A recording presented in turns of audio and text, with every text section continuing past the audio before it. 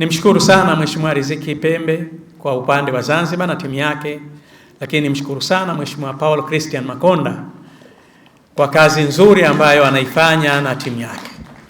Na ni kweli Mheshimiwa Makonda ameeleza hapa, yako mambo ya kiutamaduni, yako mambo ya kimichezo, yako mambo ya kisanaa yanahitaji sana kufanyiwa kazi.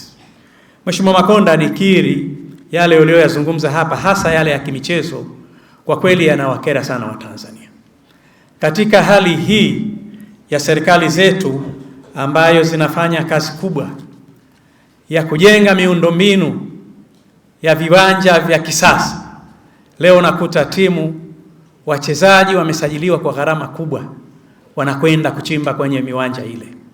Kwa kweli wizara zenu ndio dhamana. Nami nimeona kule Zanzibar pia yamefanyika hayo hivi karibuni tu.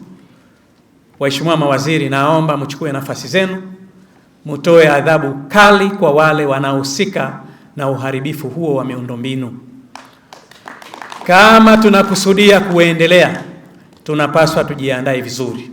Nami nitumie nafasi hii kuambia vilabu vyetu vikubwa na vilabu vingine, kama unataka ushinde mchezo wako, fanya maandalizi mazuri ya matayarisho ya kisayansi, utaweza kushinda. Fanya usajili mzuri, fanya maandalizi mazuri, hakuna njia ya mkato. Leo Mheshimiwa Makonda na waheshimiwa wananchi, unawakuta wachezaji wamesajiliwa kwa gharama kubwa, wanabeba madumu ya maji sijui yana rangi gani, wanakwenda kumwaga uwanjani. Hii haitusaidii kitu chochote, bali inavunja heshima nchi yetu na kuonesha kwamba tumekosa maandalizi mazuri. Jambo hili mamlaka zinazohusika, waheshimiwa, ziko kwenye taasisi zenu, hatuingilii mamlaka hizo, lakini ni vyema na wao wakaisaidia nchi kwa kupiga vita mambo ya aina hii yasiyo na tija katika nchi yetu. Mimi na Mheshimiwa Makonda ni wadau sana wa michezo na wenzetu wengi, lakini huwa napenda mpira wa miguu ni mchezo wa wazi. Nenda kashindane, onesha uwezo wako, ushinde. Kama unastahili kushinda, ushinde. Kama unastahili kushindwa, pia ushindwe. Hiyo ndio style na ndio ladha ya mpira na sanaa nyingine vile vile. Tunafanya mashindano ya sanaa mbalimbali. Watu tunaweka majaji, lakini hata watu wa kawaida wengine wanasema kwa alivyofanya vizuri huyu anastahili kushinda. Si ndivyo jamani? Na ushindi huo unaweza ukashinda hata mara 10 ukashinda wewe. Haijalishi kwamba wewe mashinda mara 5, mara 6, mara nyingine tupokezane. Tutapokezana ukifanya vizuri.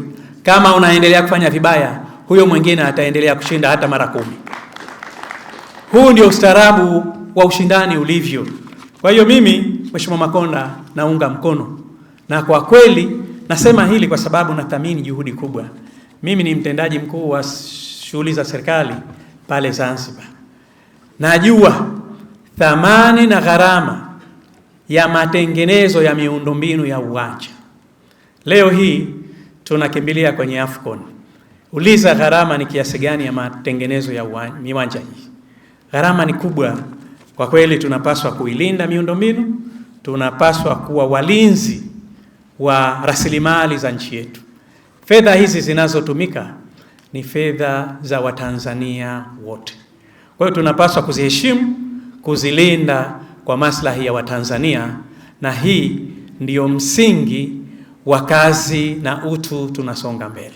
Lazima tuweze kulinda utu wao na tuweze kulinda rasilimali zao. Bila ya hayo tutakuwa hatujawatendea haki Watanzania.